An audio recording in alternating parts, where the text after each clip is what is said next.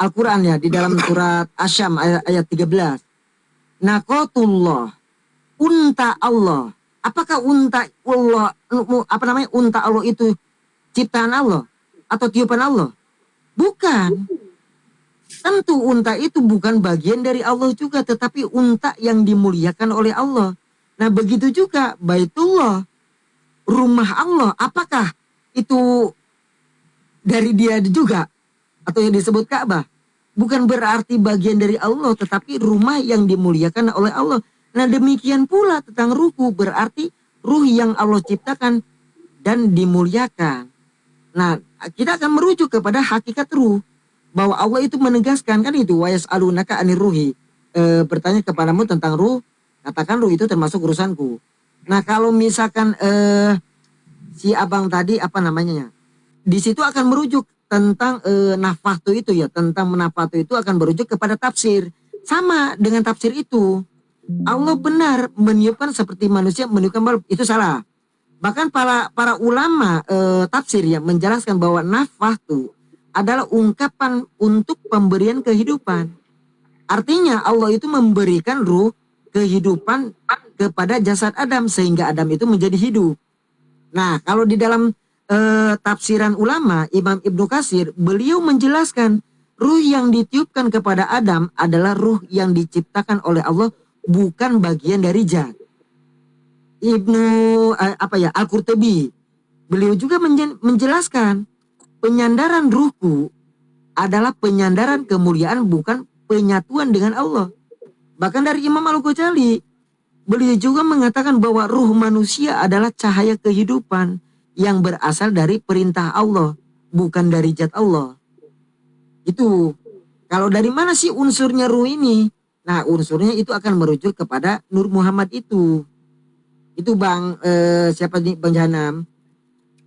Enggak, pertanyaan saya itu bukan masalah itu. Pertanyaan tadi itu masalah Isra gitu kan, Isra dan Mi'raj gitu. Disebut itu nama saya gitu. Pak yang disebut itu nama saya channel Jahanam begitu. Ya, maaf.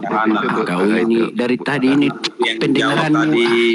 Enggak lah, saya kan baru cuma itu doang. Ya itu gimana kalau jawaban tanya tadi? Jawabannya Ya, gimana? dulu Bang, saya akan merujuk kepada Jahanam dulu biar sinkron Bang. Siap. Maka ini nanti dulu channel kau ini. Ya, satu-satu. Kucubit telingamu ini. Fokus. Maka ketika aku sempurnakan kejadiannya, aku tiupkan ke dalam ruku. Nah, kalau maknanya, secara maknanya, ruh manusia ini adalah ciptaan Allah yang dinisbatkan kepada Allah sebagai bentuk kemuliaan. Nah, hubungan ruh dengan Nur Muhammad ini sebagai sumber cahaya ruh dalam pandangan Sufia. Nah, Nur Muhammad adalah ibarat matahari yang saya tadi ceritakan. Ruh manusia adalah cahaya-cahaya yang kecil itu. Artinya apa? Ruh manusia ini bukan berasal langsung dari zat Allah, tetapi melalui perantara cahaya Allah. Yang pertama yang disebut apa? Nur Muhammad. Nah di situ akan tahu tajali atau mata rantainya atau manifestasinya. Bahkan ruh Nabi Muhammad, ruh para wali, ruh seluruh manusia, tajalinya berangkatnya dari Nur Muhammad. Kalau di dalam para sufi ya Bang Janam. Itu Bang. Ya, saya makin terus sesat saya ini. Kalau Bang Raden Ya. gini, Ini memang berarti sufi ini. ketika ruh ini kembali kepada kedudukannya, Tersesat ini.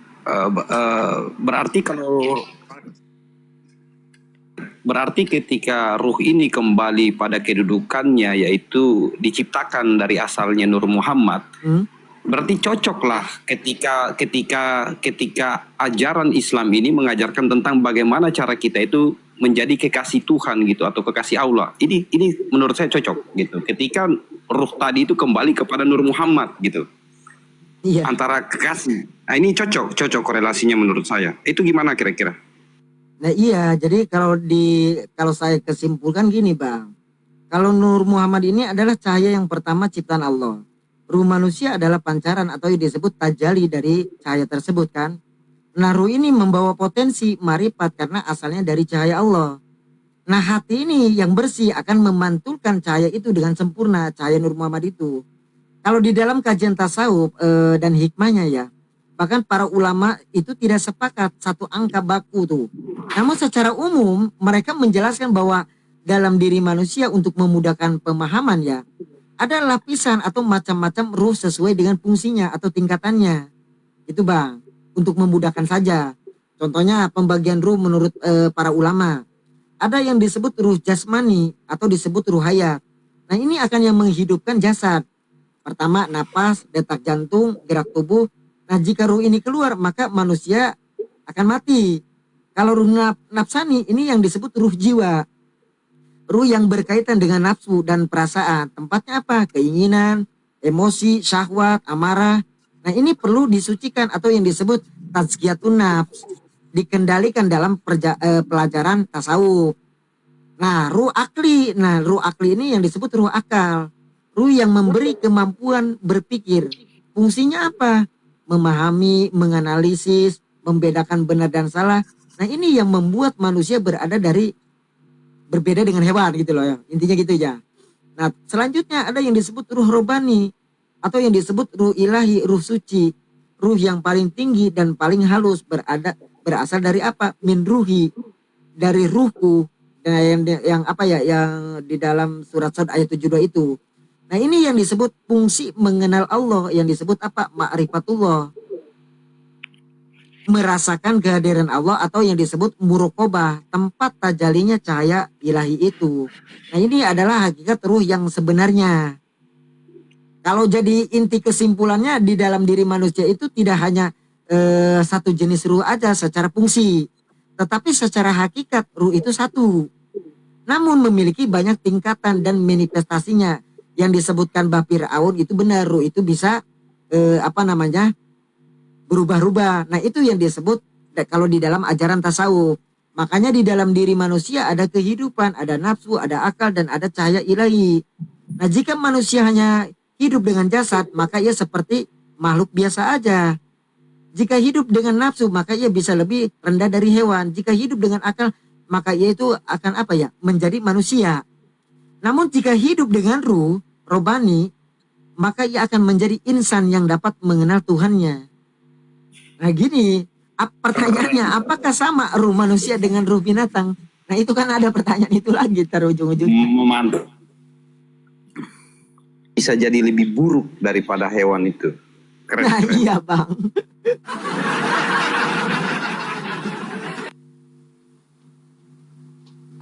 Jadi kalau ada yang bilang kan kita monyet, terima aja gitu kan. Ya memang nyatanya seperti itu. Gitu. Betul, betul. Kalau saya sih begitu Bang, intinya menyinkronkan aja sih dengan kitab ya. Tapi kalau di dalam kajian versi sendiri-sendiri emang nggak ada. Tapi Den, saya nggak Den, tunggu Den, saya belum dilanjutin. Saya nggak mau ya, dibilang monyet kalau mau ngomong ke monyet ya sendiri aja gitu ya. Kenapa Bang? Egonya kesentuh lagi ya, Kan di diri manusia ada sifat-sifat binatang ada itu Bang. Sifat menggonggong.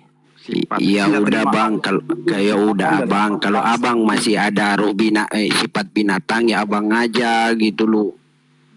Den, Allah menciptakan itu mana itu pencerahannya lah tadi itu. Daripada bertengkar begini mendingan pencerahan pertanyaan aku aja tadi itu Den.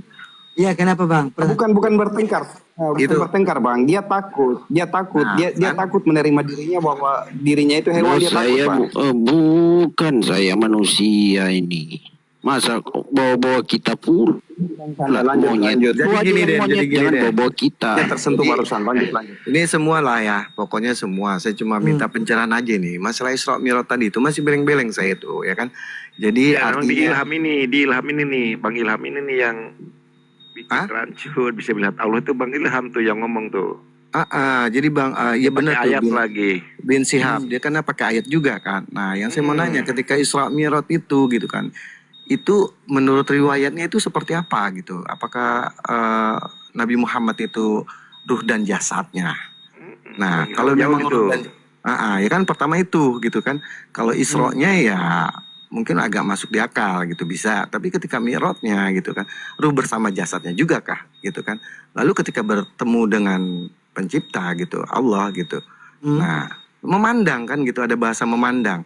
Nah, yang memandang ini siapa gitu? Nabi Muhammad kah atau Allah kah gitu kan? Nah, nah terus itu yang memandang itu apa? Ruh kah atau jasad kah? Gitu. Nah, Allah kah yang memandang atau Nabi Muhammad kah yang memandang? Tolonglah pencerahannya itu gitu. Dari Isra sampai Mi'rajnya itulah, sampai memandang itulah. Sehingga terjadilah perintah sholat. Nah, seperti apa? Seperti apa? Oke, Panjang gini, amat. Bang. Iya.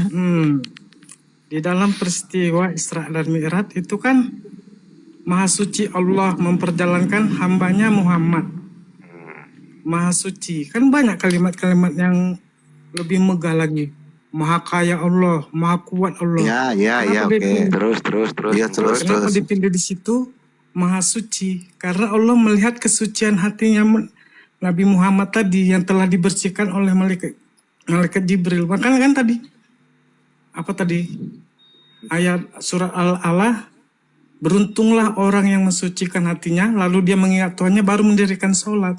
Jadi sebelum kita, makanya itu kata Allah dalam surah Al-Imran ayat 190, sesungguhnya kejadian langit dan bumi, pertikaian siang dan malam adalah tanda-tanda bagi orang yang berakal, yaitu yang mengingat Allah, berdiri, berjalan, berbaring di mana saja dia ingat akan Allah. Jadi yang pertama kali dalam kita berjalanan dengan ilmu ini harus adanya akal tadi digunakan memakai ilmu. Karena tadi di dalam diri manusia ada tiga tingkatan. Diri binatang, diri manusia, yang satu lagi hamba Allah. Itu udah melebar kemana-mana. Ini yang pertanyaan saya itu masalah Isra Mi'raj gitu loh. Ya terus ke puncaknya itu nanti Bang. Makanya kan dikerucutkan aja gitu loh, dikerucutkan aja gitu. diri binatang, diri manusia, yang hamba Allah itu yang ada ilmunya. Makanya itu harus ada ilmu. Kan menurut Kenapa? Itu kan harus ada ilmu. Bilang Bisa diri bilang binatang itu mengarahnya ke seperti Bang apa ilmunya gitu loh. Seperti apa Isra, seperti apa itu Mi'raj, ada seperti dua. apa.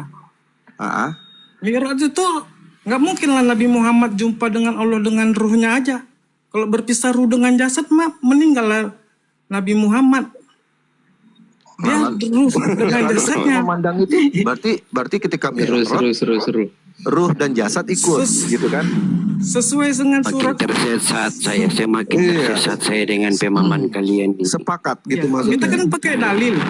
Ini dalilnya Bang, surat An-Najm ayat 11. An-Najm ayat Saya dengan dalil yang Anda artikan itu saya makin tersesat. Berarti abang belum ada ilmu, karena kita suruh menuntut ilmu dari buayan sampai ke yang sebelum ke kuburan ada ilmu. Semua itu ada ilmu. Biarkan kita sudah mati. Biarkanlah dia bernarasi dulu. Supaya nggak tersesat. Kasih kesempatan lah dia. Dulu gini kan, Lanjut. Maha Suci Allah memperjalankan hambanya Muhammad. Yang ini bisa Isra Mi'raj, apakah hanya Nabi Muhammad, apa kita hamba Allah? Nah, di situ ada pertanyaan ayat itu. Dulu, Nabi Muhammad aja dulu gitu kan. Masa Nabi Muhammad Allah Akbar. Lanjut. Sesuai dengan surah An-Najm ayat 11, sesungguhnya mata hati tidak mendustakan apa yang dilihatnya. Itulah, dilihatnya oleh Tuhan. Sesuai dengan Tapi bukan berarti ayat itu bukan untuk perjalanan Isra Mi'raj, Bang. Iya.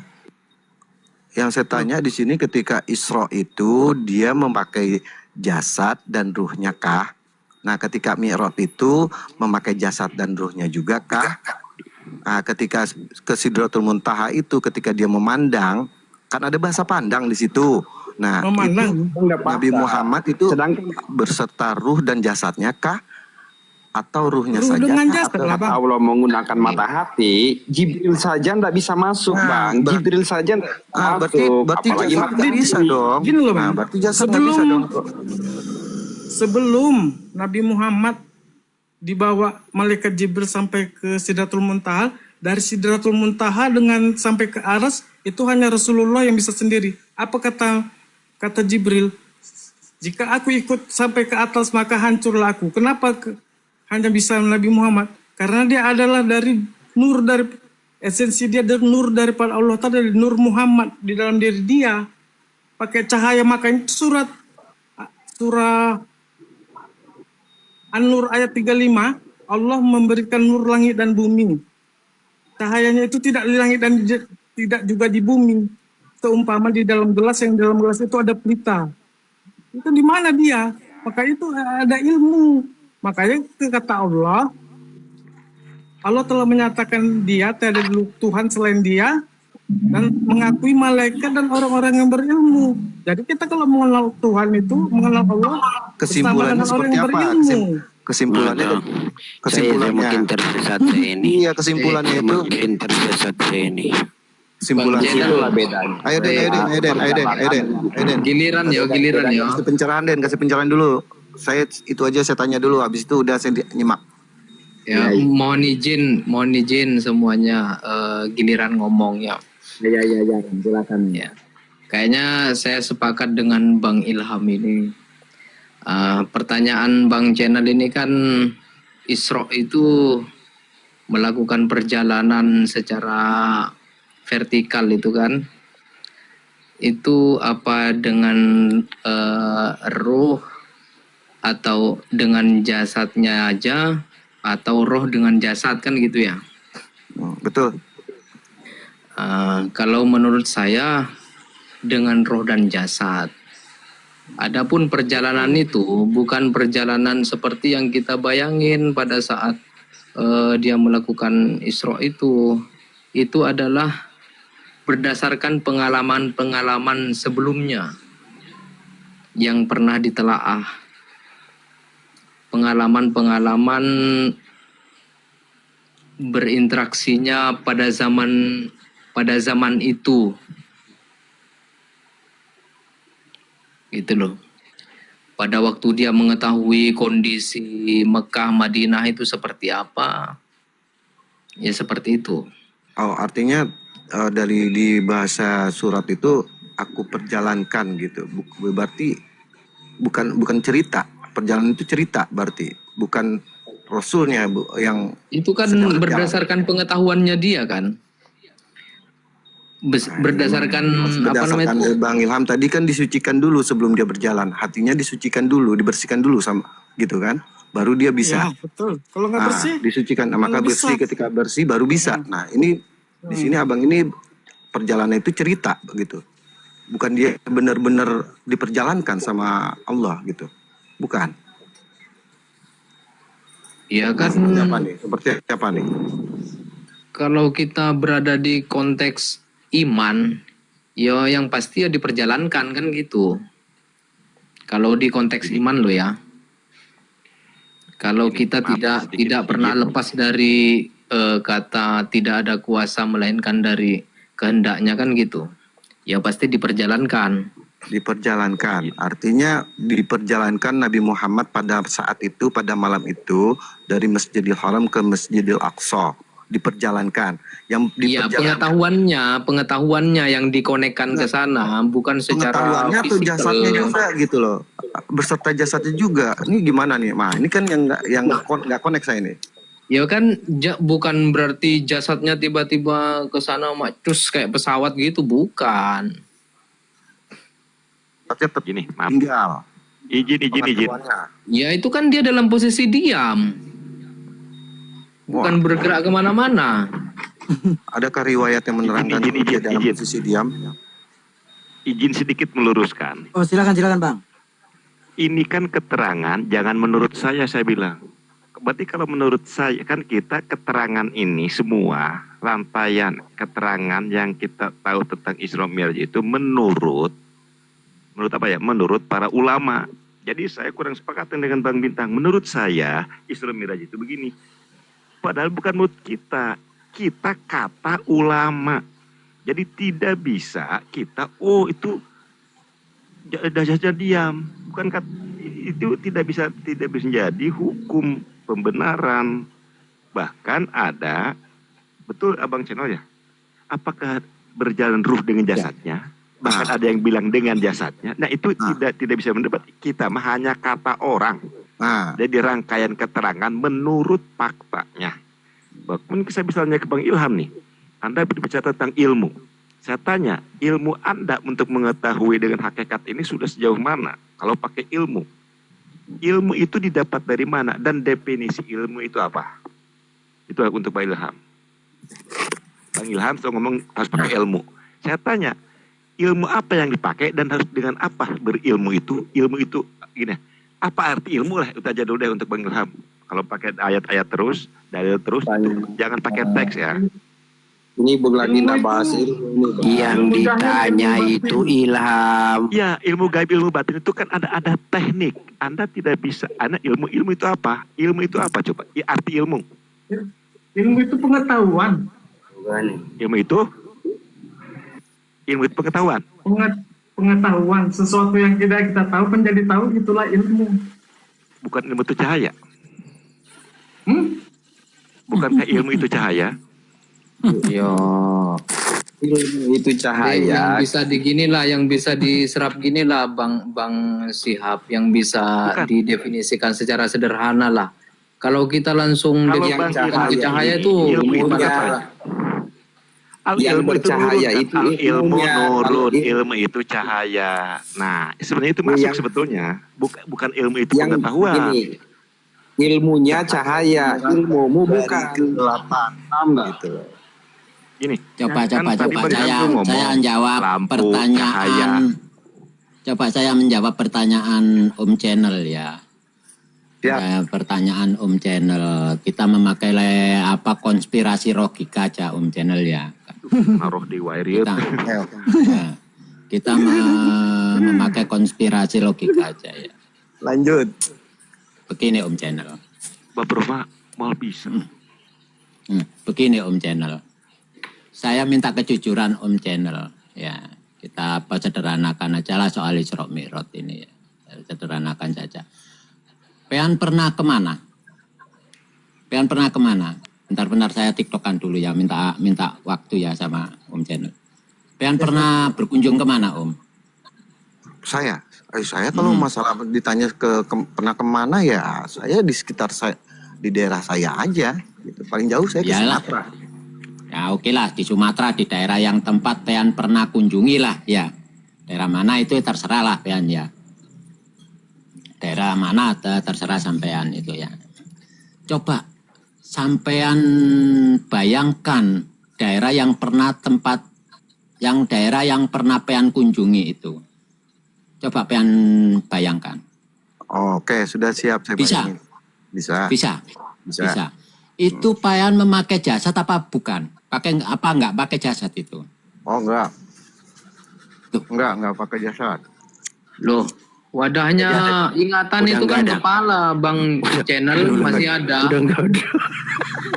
Loh. Foto, woi, selesaikan dulu Bang Firaun ngomong. Lanjut Bang, lanjut. Nah, Oh, iya. Pean waktu membayangkan itu Pean memakai jasad apa enggak memakai jasad ya? Enggak, saya bukan pakai jasad saya di sini.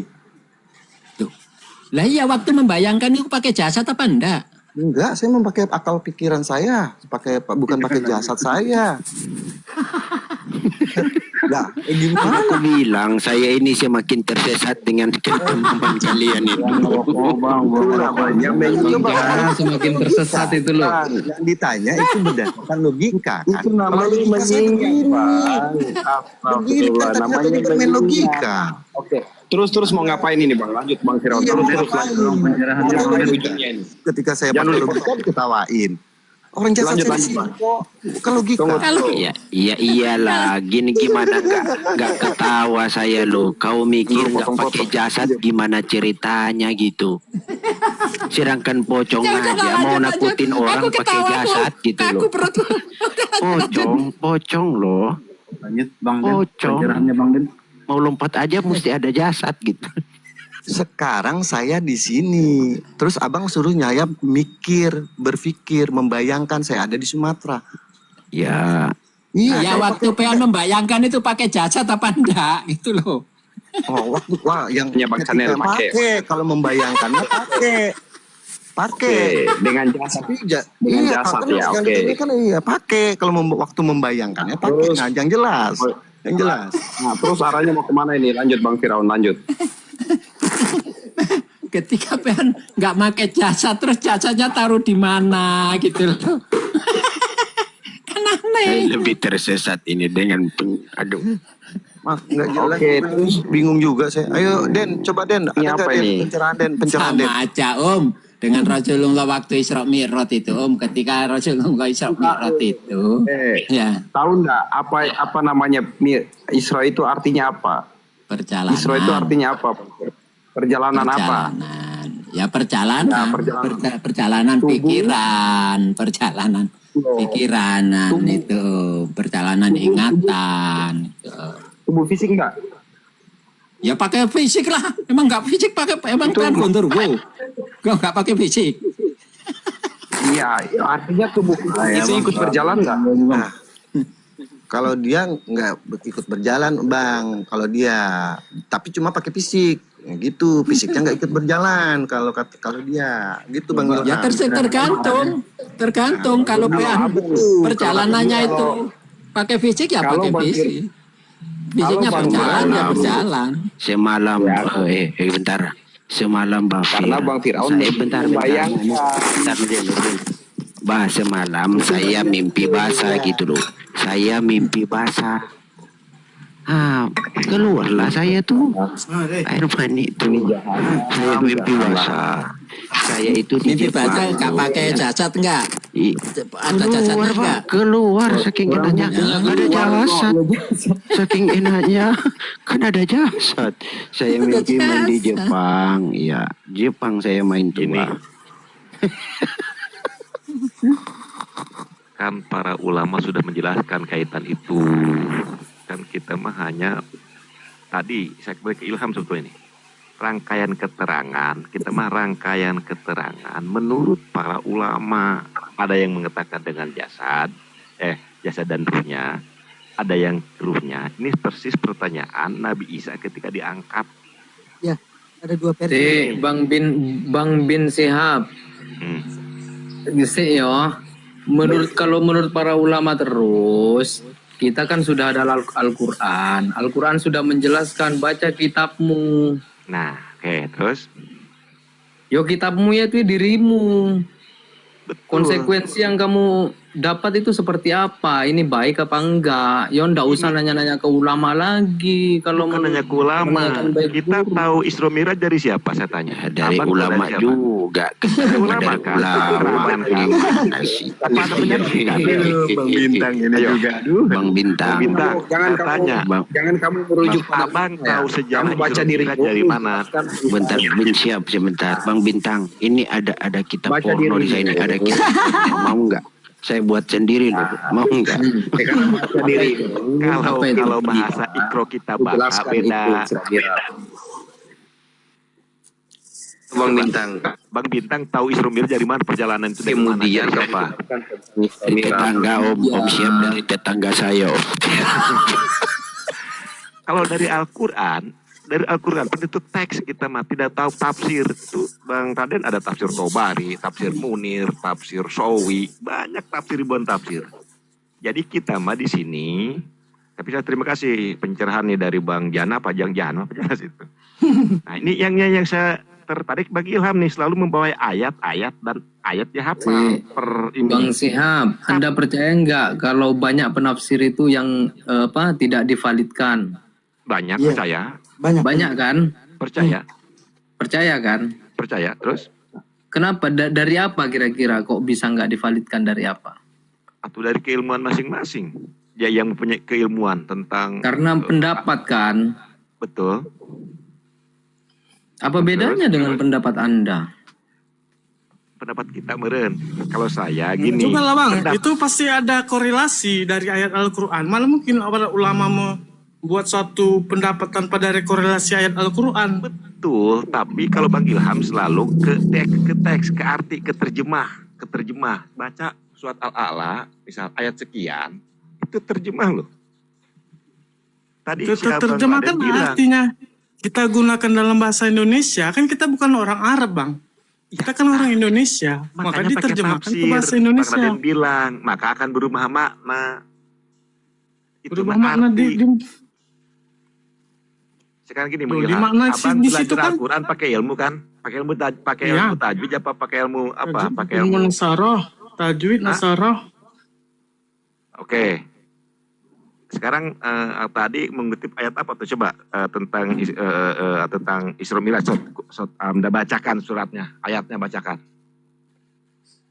Oh, saya nggak ada, ini HP-nya cuma satu.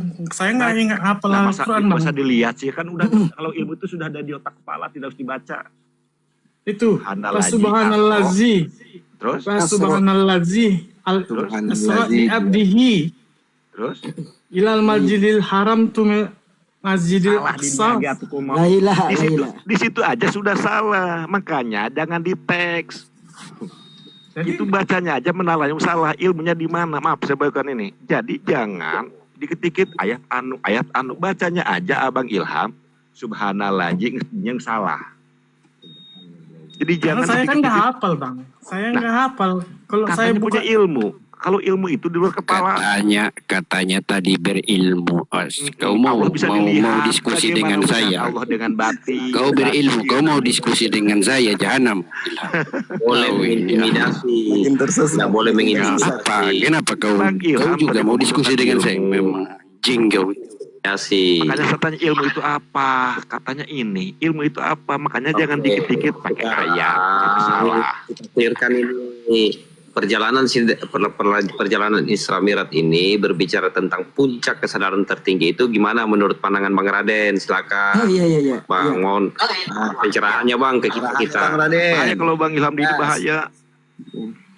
Intinya saya juga nggak berasa benar ya Bang, dari versi aja masing-masing. Emang ada dua dengan jasadnya, ada juga dengan ruh katanya. Sedangkan ketika ditanya ya Aisyah apa ya istrinya ya, kalau nggak salah beliau itu nggak berangkat, ada kan gitu. Kalau dalam konteks histori sejarahnya, bahkan ditanya dia bertemu Allah enggak katanya kan gitu. Tapi kalau di dalam konteks untuk menegaskan kemanusiaan ya, untuk manusia, Rasulullah SAW itu bahwa Rasulullah juga manusia biasa. Nah untuk menegaskan peristiwa Isra Mi'raj itu benar-benar terjadi jasad dengan ruh, bukan terjadi di dalam mimpi. Nah baru yang disebut kendaraan buruk itu menegaskan bahwa perjalanan Isra Mi'raj itu nyata dengan fisik, bukan sekedar pengalaman batinnya saja. Nah untuk menjadi hujah bagi umat manusia bahwa secara akal manusia terbiasa untuk berpindah harus dengan menggunakan sarana, maka Allah menghadirkan sesuatu yang dapat dipahami manusia, meski ini di luar nalar pikiran manusia ya. Buruk. Ya, sebagaimana ada perjalanan makhluk menuju Sang Holik dalam sunatullah itu, maka pergerakan itu ada di dalam surat ya atau dalillah. Ada contoh, saya lupa ya hadis ya. Rasulullah bersabda, didatangkan kepada buruk, yaitu hewan berwarna putih, itu secara makna ya, majaz saja ya, lebih besar dari keledai dan lebih kecil dari bagal kalau salah, yang tiap langkahnya sejauh mata memandang. Itu disesuaikan Bukhari dan Muslim. Nah jadi hadis ini menunjukkan apa ya, buruk ini adalah makhluk Allah yang nyata, bukan hayalan. Buruk ini diciptakan khusus untuk tugas agung, untuk waktu Isra Mi'raj. Kalau dalil Al-Quran ketika isyarat secara umum ya, Subhanallazi asra bi abdihi laila. Maha suci Allah yang telah memperjalankan hambanya pada malam hari. Nah kata bi abdihi dengan hambanya, nah ini menunjukkan jasad dan ruh, dan perjalanan membutuhkan wasilah. Nah ketika hakikat buruk ini menurut secara makna ya, secara makna batin, kalau di dalam isyarat tasawuf, para ulama tasawuf juga sepakat tentang buruk dan tidak menafikan buruk secara jahir. Akan tetapi pada sisi lain ulama tasawuf menambahkan makna batin yang tersirat dari wujud buruk dan bukan bukan berarti menggugurkan makna johirnya, bukan. Kalau dalam segi makna simbol, buruk itu, kata buruk berasal dari barak atau kilat atau cahaya. Nah itu isyaratnya adalah perjalanan ruhani yang sangat cepat menuju hadiratnya Allah. Nah buruk ini melambangkan transisi dari alam mulk atau ke alam malakut. Kecepatan ilmu ya, kecepatan ilmu ya. Iya begitu Den. Iya. Lanjut Itu dulu. yang disebut kecepatan tajalli ilahi, yang disebut cahaya yang membawa ruh keluar dari keterikatan bumi. Den, tunggu Den, dipanggil Den. Ya ya. Den, pertanyaan saya sama kamu aja ya. Saya sama kamu aja. Gini, Den. Yang tadi mengatakan bahwa itu memang ada di hadis Bukhari Muslim sih. Memang ada di hadis itu, memang ada dikatakan bahwa Rasulullah itu yang menceritakan itu perawinya kan Aisyah. Sedangkan waktu terjadi Isra Mi'raj itu secara tarenya kan Rasulullah masih umur 40, Den. Iya. Nah, Iya, murtad, iya murtad. masih belum ada Aisyah itu. Iya, makanya itu masih kontroversi, Bah. Makanya ada ulama, ada dua, ada yang menuju ada yang percaya ke Aisyah, ada yang percaya ke yang satu ini, Bah. Kalau secara akal, ini contoh aja ya, kalau secara Bukannya akal. Isra Mi'raj terjadi di umur 50 dia, umur 50 ke atas. Isra Mi'raj itu perintah sholat itu kan turun saat dia menjadi diangkat menjadi rasul gitu. Oke. Di umur 50. Iya, Bang. Ini gini aja, Bang, kalau secara akal nih, Bang, akalnya, apakah manusia ini untuk menuju pesawat aja, Bang, pesawat untuk menaiki ke atas aja, Bang, nggak ada gravitasi bumi, hancur, Bang, gitu loh. Apalagi manusia. Ini secara akli aja. Enggak, jangan ke situ dulu, jangan ayat dulu. Jadi rancu. Bah, ini saya tanya ke Abah ya. Jahanam nih bertanya ke Abah. Kayaknya kalau nggak salah. Sebentar, saya bertanya ke Abah, boleh, Pak? Boleh. Oke.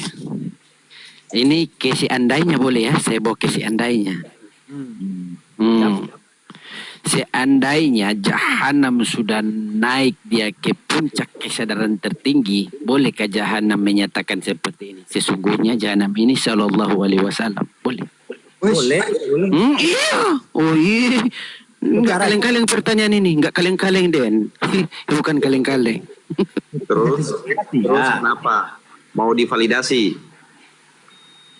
Kalau menggunakan Muhammadnya, gue nggak Validasi, biar saya salah. validasi. Tapi kalau menggunakan Sallallahu Alaihi Wasallam ini bahaya. Lanjutin lagi itu. Ntar terakhir lah jawabannya itu. Lanjutin lagi. Dengar Den. Iya. Den, bentar. Den, Validasi terakhir itu. Ya, dulu, Bang. Mau dikasih. Ini gini Den ya. Saya menyatakan tadi apa? Seandainya itu Den. Oh, seandainya. Ya. Iya kan saya menggunakan kalimat seandainya gitu ya Pak. Seandainya Pak. Kalau saya bawa ke seandainya kalau saya sudah hendak duduk di makom puncak kesadaran tertinggi, bolehkah saya mengakui diri saya terhadap diri saya sesungguhnya Jahanam ini Sallallahu Alaihi Wasallam? Seandainya saja itu udah salah. Kau duduk di makom tertinggi, enggak ada yang duduk di makom tertinggi. Berarti nggak ada validasi, nggak boleh, berarti nggak boleh, nggak bisa. Mau menerima perintah apa?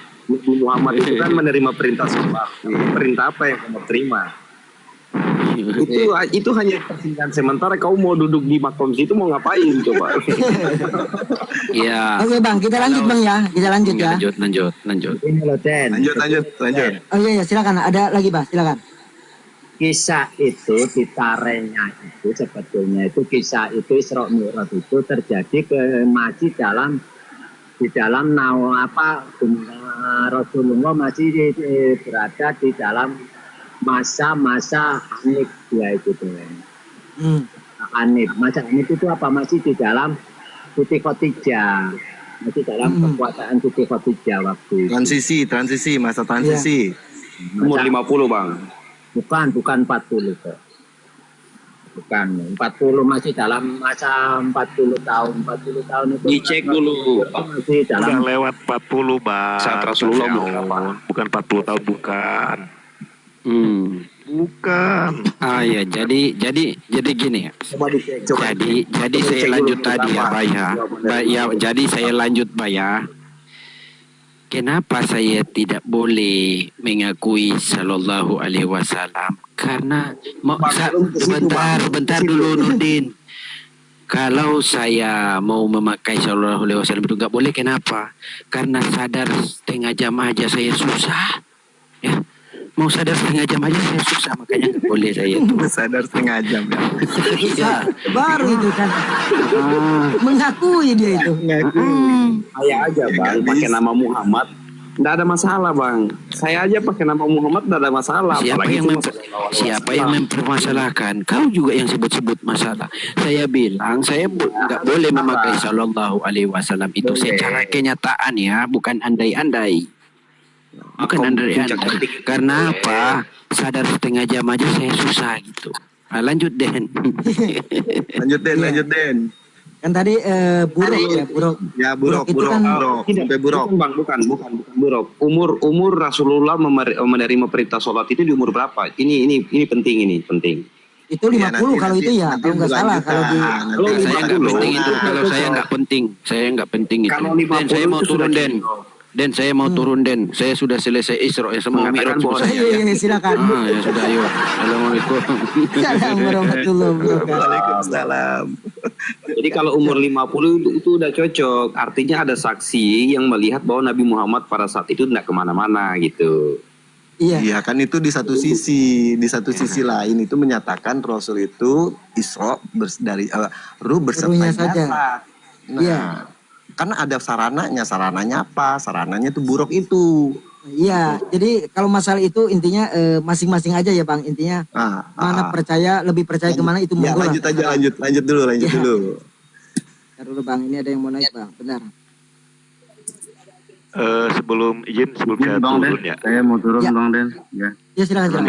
Sebelum saya turun nih. Terima kasih. Kajian tadi siapa itu Bang Firaun kaitan apa ini? Oleh sains aja kaitan dengan lubang cacing sekarang oleh Robert Einstein maupun oleh ilmuwan-ilmuwan sekarang kaitan kelipatan kecepatan waktu itu kaitan Isra Mi'raj ya, sehingga diyakini oleh ulama-ulama sekarang bahwa Rasul itu Isra Mi'raj itu diyakini dengan ilmu sains ya, kaitan dengan apa? Ada film luar negeri Eternity di bahasa Sunda itu. Ya. Kecepatan di dunia dengan di sana itu kan ribuan tahun itu betul. Artinya perjalanan Rasulullah itu jutaan tahun yang lalu sudah melampaui jutaan tahun, sehingga tahu akhir neraka surga kan ada ceritakan situ. Jadi sains sekarang aja sudah membuktikan kebenaran itu bahwa ada lubang cacingnya di sana yang tarik salah. Kalau pakai ilmu kesadaran, Sidratul Muntaha, ayah rock, ayah ternyata ada beberapa tingkatan lagi untuk mencapai. Itu masih ilham menyebut arah segala tuh. Mana sih ilham turun? Portal. Ilhamnya turun ya? Turun. Hah? Bukan seperti itu Bang Syihab, yang disebut Albert Einstein itu kan hukum relativitas. Yang nggak ada jarak waktu itu nggak ada. Bukan seperti itu. Bukan tentang berapa juta tahun cahaya, bukan membahas itu, cerita film itu. Bukan artinya. Assalamualaikum warahmatullahi wabarakatuh. Waalaikumsalam warahmatullahi wabarakatuh. Mohon maaf ini saya ikut nyambung ceritanya dan saya menyukai tentang hal ini. Nah, mohon maaf ya Bang Bin, boleh saya sedikit menarasikan. Jadi Isra Mi'raj ini saya sudah pernah mendengar tahun 1992. Waktu itu saya mengikuti teknologi Al-Quran seminar di Brawijaya. Jadi ada seorang profesor yang menjelaskan tentang perjalanan rohani secara metafisik. Jadi fisika dan metafisik itu bisa diilmiahkan. Jadi metafisika bisa diilmiahkan dengan fisika. Saya setuju tuh Bang Bin tadi. Jadi bahwa itu adalah sesuatu yang ruang dan waktu. Jadi kalau untuk menganalisa itu bahwa tadi sudah dikatakan House, ruh tadi itu adalah sifatnya gaib atau metafisik. Sedangkan jasmani itu adalah bersifat baharu, artinya dia tidak bisa menembus dimensi apalagi yang disebut alam malakut sampai Sidratul Muntaha karena kapasitasnya yang berbeda. Jadi bahasa fisikanya begini, kalau matahari tadi, ini saya bicara ini supaya memahami bagaimana kita bisa berhampir diri kepada Tuhan itu. Karena itu sifatnya absolut yang tak terhingga, maha absolut. Tuhan itu maha absolut yang tak terhingga. Sedangkan manusia itu adalah absolut, sifatnya terbatas dan relatif. Artinya bisa diukur. Kalau kecepatan cahaya itu 300 meter per sekon, artinya bisa diukur. Tetapi kecepatan Rasul menembus dimensi alam lahut sampai al-Sidratul Muntaha atau 7 lapis langit tadi, itu tidak bisa diukur. Apalagi menembus alam aras semastawa itu. Jadi mustahil dengan akal pikiran. Tetapi kita bisa ilmiahkan bahwa yang bisa sampai ke matahari itu adalah secara absolut adalah cahaya matahari itu. Jadi apa saja yang bisa ke matahari tidak akan sampai. Sekalipun helium, argon, oksigen, hidrogen itu ringan, tetapi sampai atmosfer saja karena ringannya sama. Tetapi yang di dalam ilmu fisika bahwa matahari yang bisa sampai ke matahari itu absolut adalah cahaya matahari itu sendiri. Nah begitu juga Tuhan yang maha dari segala maha, yang tidak bisa dilukiskan, yang disebut laisa kamitslihi syai'un. Itu nggak ada manusia yang bisa melukiskan atau menggambarkan. Sekalipun Rasul sendiri tidak mampu melukiskan, karena walaupun dia bertemu kepada Allah itu. Tadi Allah tadi yang Waalaikumsalam warahmatullahi wabarakatuh. Jadi yang saya analis, yang kita bisa riset dan analisa itu adalah yang terbit dari sisi Allah sesuai dalil surat An-Nur yang dibacakan oleh Bang Ilham tadi. Saya juga mendengarkan tadi. Jadi dalil itu saya ambil sepotong ayat. Nurun 'alan nur yahdillahu lin-nuri mayazau. Nah, itu dalilnya. Jadi Allah itu tidak kita bisa meriset dan menganalisanya, apalagi mengada-ngada cerita. Nggak ada itu. Karena Tuhan itu adalah maha absolut yang tak terhingga. Rasul sendiri pun tak bisa melukiskannya. Tetapi dia bertemu. Artinya itu fakta dan realitanya. Jadi yang kita bisa riset itu adalah yang terbit dari sisi matahari. Yang kita bisa riset itu adalah yang terbit dari sisi Tuhan tadi. Yang disebut nur Allah. Atau nurun 'alan nur yahdillahu linuri mayazau. Itu dalilnya. Nah, kalau cahaya matahari itu bisa mengeringkan bumi ini, apalagi mataharinya. Kalau nur Allah itu bisa mengkiamatkan alam semesta ini atau menghancurkan alam semesta ini, apalagi Tuhannya. Nah, itulah kenapa Jibril tidak mampu menembus alam aras itu, karena walaupun sumbernya dari sana, tetapi kapasitas yang berbeda. Hanya Rasul yang diberikan nur Allah itu atau nurun 'alan nur. Jadi nur Allah dan nur Muhammad itu tidak bercerai-berai. Artinya yang dimiliki kekasih yang suci. Itu analisanya. Jadi Rasul itu sudah dikendaki. Dalilnya apa? Nur 'alan nur yahdillahu linuri mayasid. Artinya cahaya di atas cahaya yang berlapis-lapis. Berlapis-lapis. Jibril pun tak mampu menembus itu. Artinya sampai Sidratul Muntaha saja. Jin iblis pun apalagi tak mampu menembus itu. Jadi yang berlapis-lapis inilah yang diberikan kepada orang yang dikendaki. Artinya dia disucikan dulu. Nah, betul kata Pak Ilham. Cuman dia tidak bisa mengurai saja. Itu persoalannya. Nah, diberikan tuh orang yang dikendaki itu. Nah, Jibril tidak diberikan. Apalagi kekasih Tuhan Adam sampai Isa pun tidak diberikan. Nah, hanya Rasul yang diberikan. Karena apa dalilnya? Bumi dan langitku tidak mampu menerimaku. Artinya alam semesta ini nih, ciptaan Allah tidak mampu menerima nurku. Atau yang disebut nur Allah. Atau yang disebut dalam surat Al-Ahad tadi. Yang disebut Ahad itu nur Allah itu. Yang terbit dari sisi Allah itu. Itu tidak mampu menerima alam semesta ini. Yang mampu menerima alam semesta ini adalah orang yang aku kendaki seperti Rasul itu. Ruhaninya suci. Itulah kenapa Jibril tidak mampu. Karena dia tidak dikendaki oleh Allah. Hanya dikendaki yang berhampir sampai ke aras. Artinya bersemayam di aras itu cuma Rasul. Itulah yang bisa diriset kebenaran itu. Saya tahun 92 sudah tahu cerita itu. Cuma abang-abang di sini mungkin tidak mengetahui. Kalau ingin tahu cerita ini bisa lihat VT saya. PT saya ada tuh menjelaskan, ada masternya yang menjelaskan hal itu. Siap. Bukan saya cuma menduplikasi saja. Silakan.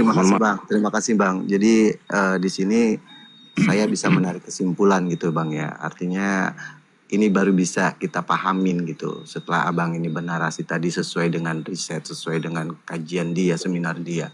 Nah, artinya di sini bahwasanya Nurullah yang ada bagian Nurullah yang menciptakan. Artinya Nur Muhammad itu adalah bagian dari Nurullah. Ketika Nurullah ini berkehendak, ketika dia berkehendak mengangkat Nur Muhammad ini sebagai kekasihnya, maka bisalah itu terjadi Isra dan Mi'raj. Nah, seperti itu atas kehendaknya, karena makom dari Nur Muhammad itu adalah makom yang tertinggi dari segala makhluk. Seperti itu. Lalu apakah dia bisa memandang? Tentunya saja bisa menurut kesimpulan saya kalau sesuai dengan ini. Dari mana dia memandang? Bukan Nur Muhammad yang memandang, tapi Nurullah yang memandang Nur Muhammad. Dengan cara apa? Pandanganku adalah pandangannya. Pendengaranku adalah pendengarannya. Artinya di sini sungguh maha besar Allah. Ya, sungguh maha besar Allah yang telah memperlihatkan tanda-tanda kebesarannya. Dan kita tarik kesimpulan bahwasanya Isra Mi'raj itu benar terjadi, bahwasanya ketika Nurullah membawa Nur Muhammad itu benar berarti dengan ruh dan jasad.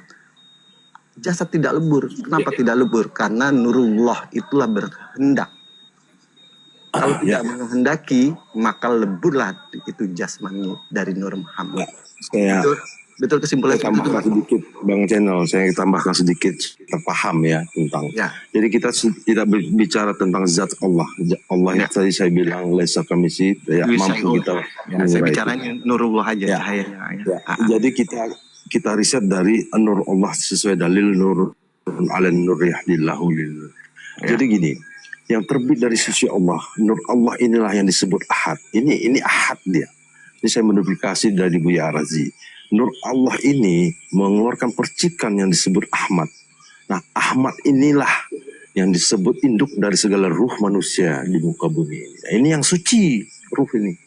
Ini yang suci, induk dari segala ruh yang suci itu.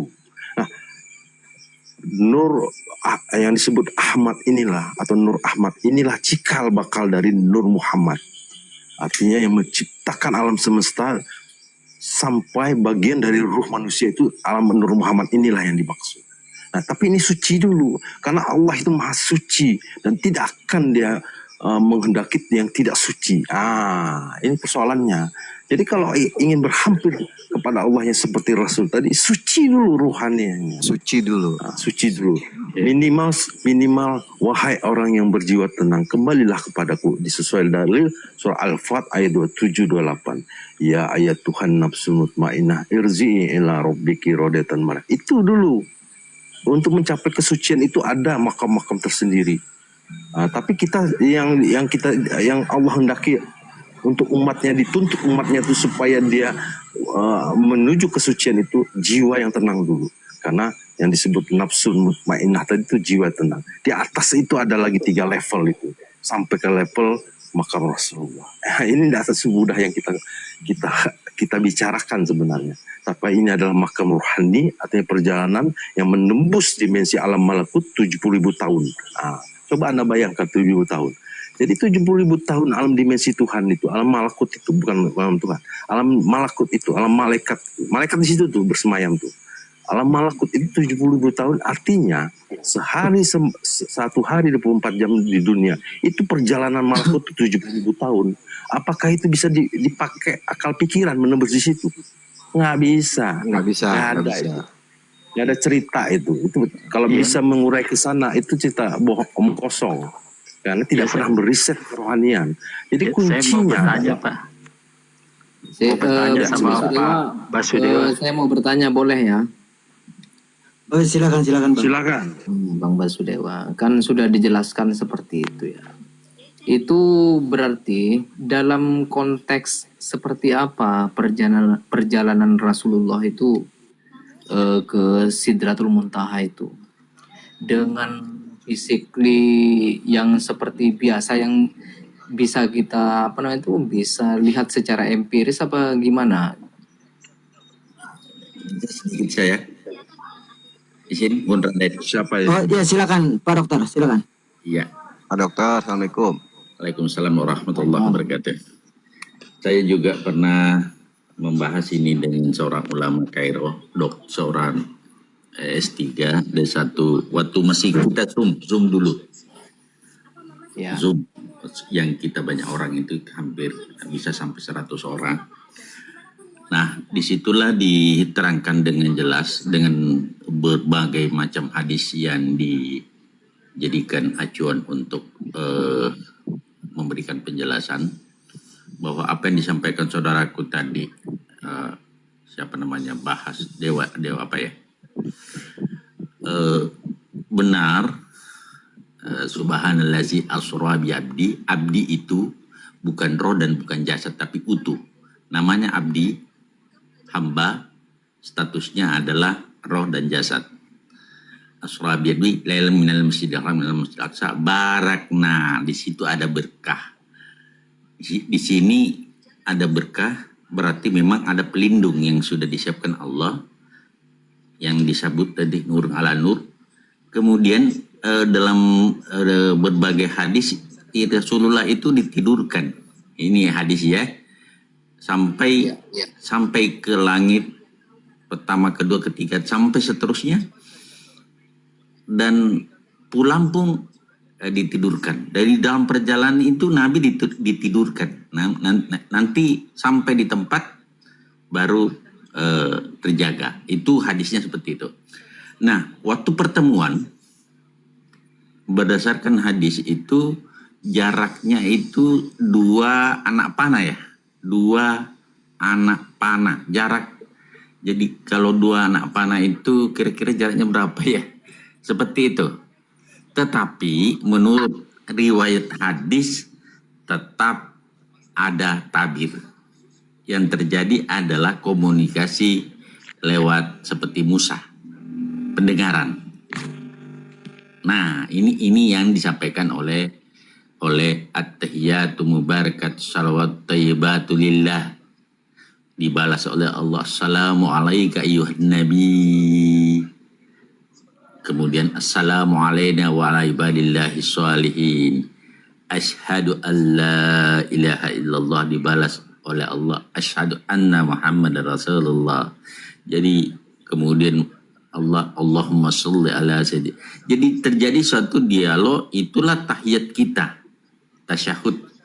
Yang menurut ini riwayat, menurut Pak Dokter ini. Sekarang sudah pindah karena pindah dipanggil mengajar di Kairo, akhirnya waktu itu dihentikan kajian kita setiap malam Rabu. Nah, jadi yang terjadi adalah komunikasi tetapi tidak melihat wajah. Nah, itu dalam pandangan Bapak Dokter itu.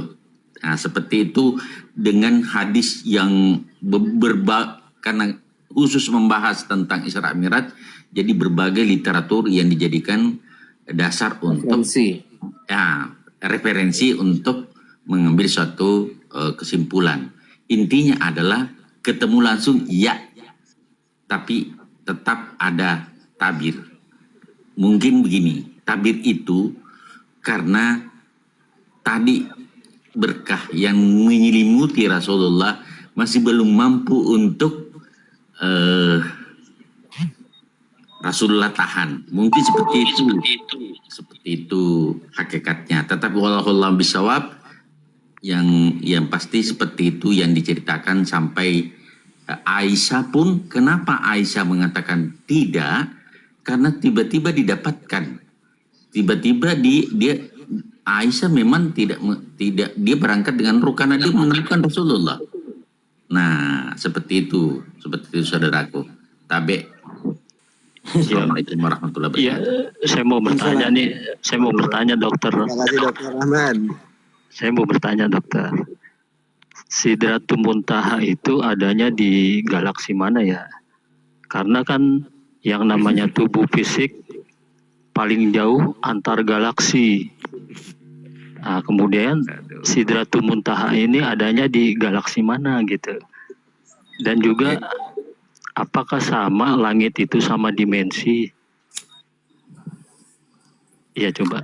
Ya, yang diterangkan di situ adalah satu.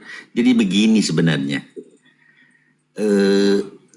Tujuan dari Isra Mi'raj berdasarkan para ulama bukan untuk bahwa harus di sana terjadi suatu pertemuan, di mana artinya Allah memiliki kemampuan untuk apa saja untuk ini hanya untuk menghibur Rasulullah karena waktu itu tahun duka kan, meninggalnya Khadijah, meninggalnya anaknya, meninggalnya pamannya, sehingga dihiburlah Rasulullah untuk diperlihatkan surga dan neraka, diperlihatkan orang. Jadi dalam perjalanannya tidak hanya sekedar untuk tadi ketemu, tapi dalam perjalanannya juga selalu dialog dengan Jibril. Kenapa itu Jibril? Kenapa itu Jibril? Jadi banyak hal-hal tertentu yang didapatkan Rasulullah dalam perjalanannya, saudaraku. Nah, Sidratul Muntaha jangan kita definisikan, tidak bisa kita mendefinisikan sesuatu tempat seperti kita ini. Kajian termasuk Adi Hidayat, termasuk para ulama-ulama itu, bahwa tidak bisa kita tafsirkan sesuatu itu bagaimana kita menafsirkan makhluk.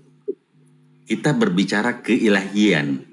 Jadi coba bedakan saudaraku Tabe, ada 3 dimensi.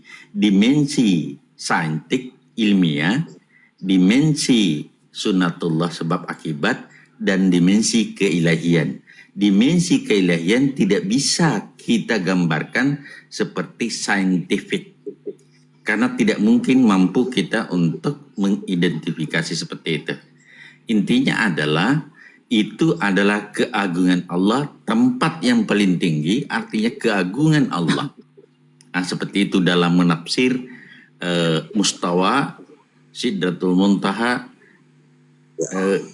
keagungan Allah di atas air. Kalau kita larikan kepada diri, di mana kita di dalam diri itu kan ada air yang tidak pernah berhenti mengalir, saudaraku, selama kita masih hidup. Maka di atasnya itulah mustawa. Seperti itu. Saya tambahkan begini. Jadi begini, saya mau artinya tadi pertanyaan tentang galaksi ya. Saya dari awal sudah menyinggung itu gitu. Jadi gini. Jadi kan ada sebutan fisik. Jadi alam semesta itu alam fisik. Artinya yang bisa dianalisa secara akal. Jadi mau saintifik kayak mau ilmiah kayak itu bisa dengan akal. Jadi orang bisa ke bulan kan berarti dengan fisiknya. Berarti alam fisik, alam realita fisik. Tetapi yang disebut alam malakut sampai Sidratul Muntaha ini ada alam dimensi metafisik. Metafisik itu kalau bahasa ininya gaib. Nah, betul Bang. Jadi tidak sama ini maksud. Jadi kalau jasmani tadi cuma mencapai fisika, sifatnya relatif atau baharu, terbatas dia, limited dia. Nah, yang mau dicapai menembus alam malakut sampai Sidratul Muntaha sampai ujungnya alam aras itu alam metafisik, dimensi yang tak terhingga. Artinya di situ hanya ruhaniah yang bisa mencapai apabila dia beserta dengan channel frekuensi Allah. Ruh tidak mampu menembus dimensi itu, tetapi dia bisa mampu beserta dengan channel frekuensi Allah yang disebut nurun ala nur ya. Itu yang dipakai Rasul. Kalau sebatas pikiran kita saja yang sifatnya vakum, artinya bisa dalam keadaan tak sadarkan diri atau dia dalam keadaan narkos. Kalau dalam bahasa pingsan itu narkos itu dalam medis, disuntik bius narkos. Nah, itu akal pikiran itu lumpuh dia. Tapi ini yang dimaksud ada ruhaniyah manusia itu bisa mencapai dimensi alam-alam tadi yang disebut. Itu harus dengan ruhaniyah, itu pun harus beserta dengan channel potensi Allah yang disebut nurun ala nur. Nah, Rasul itu memakai itu tuh. Tanpa itu Rasul tidak akan sampai karir Allah itu. Itu garis bawahi dulu. Rasul sendiri pun tanpa channel atau nurun ala nur itu tidak akan sampai karir Allah itu. Sekalipun dia suci. Karena dia suci, ruh nurun ala nur atau nur Allah itu suci, bertemu dengan suci.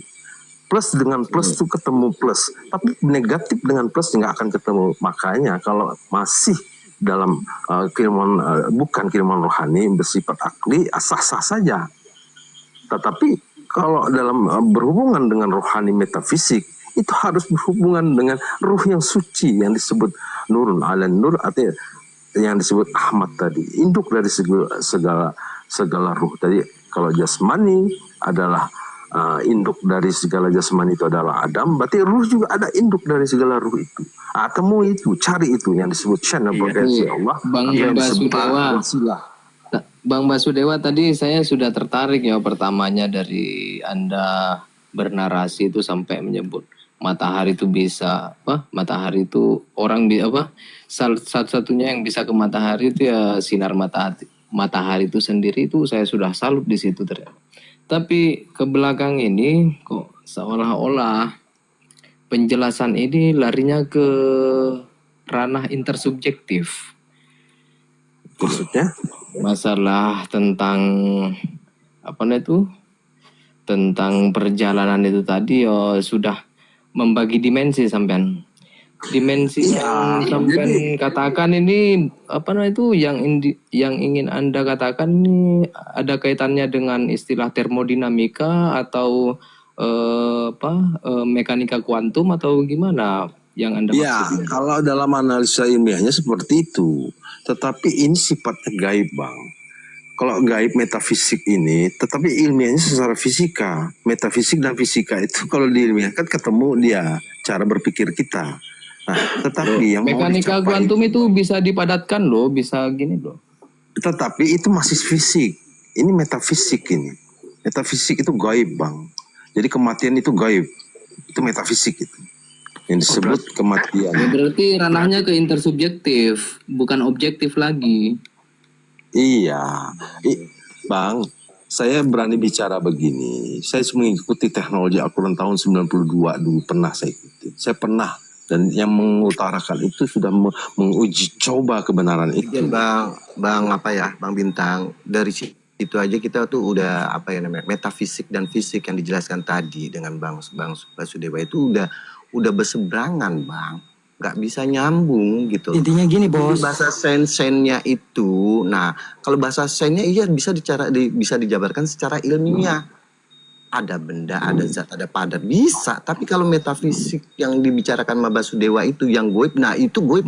Gimana yang maha goib gitu loh, Bang? Nah, yang asumsi gini kan, asumsi pertanyaan masalah Rasul itu pergi ke itu kan dengan fisiknya kan.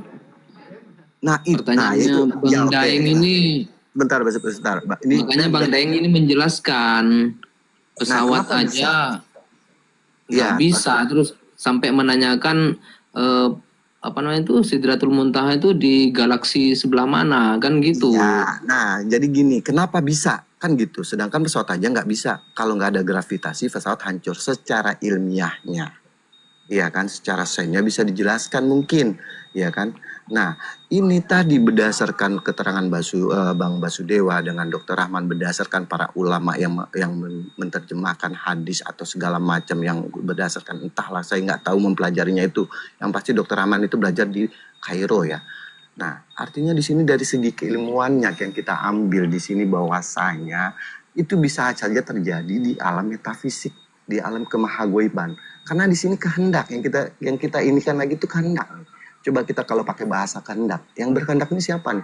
Yang berkehendak itu Nurullah, Nur Ilahi. Ini Nur Muhammad ini bagian dari Nur Ilahinya dia. Dan kalau kita bahasa ilmiahnya atau bahasa yang kita kenal tuh kekasih.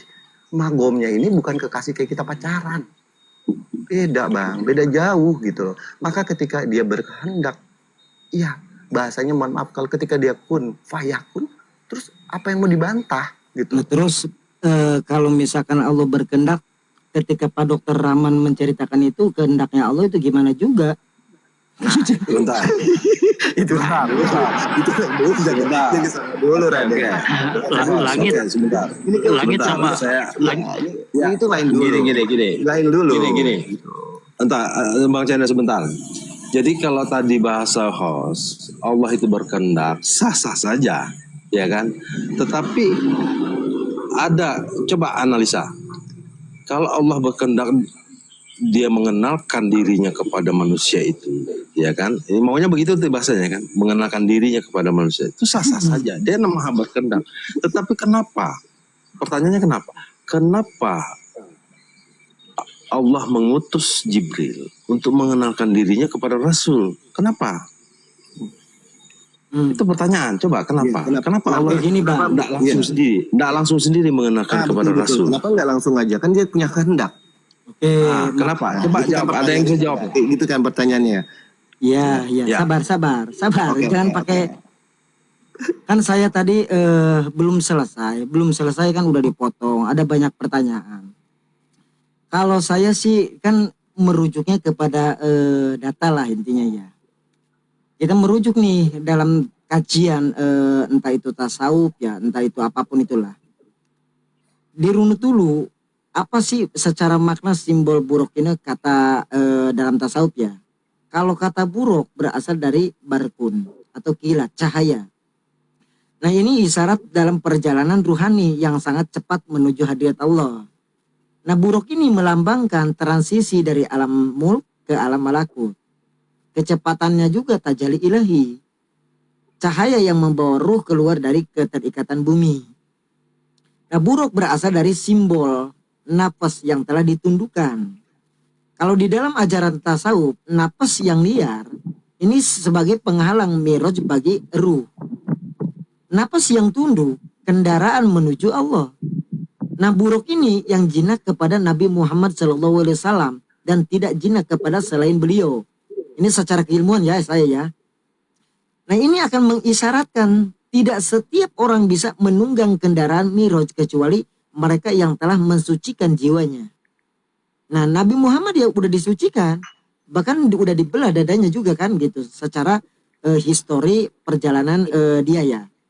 Maka bagi seorang salik, pejalan, nafas yang telah ditazkiyatun nafs menjadi buruk, menjadi kendaraan. Kalau nafas yang liar menjadi penghalang. Nah buruk diisyaratkan bahwa miraj yang hakiki hanya dapat terjadi bila sifat kehambaan itu telah sempurna. Nah kalau di dalam isyarat halusnya mengapa Allah tidak membawa langsung tanpa buruk kan begitu. Bahkan para arif billah berkata siapa yang ingin naik tanpa adab maka ia akan terjatuh. Nah di situ buruk itu mengajarkan syariat dahulu, adab dahulu, wasilah dahulu. Baru setelah itu bisa mi'raj, baru bisa bertajali. Nah buruk adalah makhluk yang nyata yaitu kendaraan untuk membawa Isra Mi'raj ya Nabi Muhammad SAW. Dalil yang sahih secara makna batin buruk adalah simbol cahaya ilahi, simbol nafas yang telah jinak. Nah ini diisyaratkan bahwa Mi'raj butuh wasilah dan adab. Hakikat yang tersiratnya apa?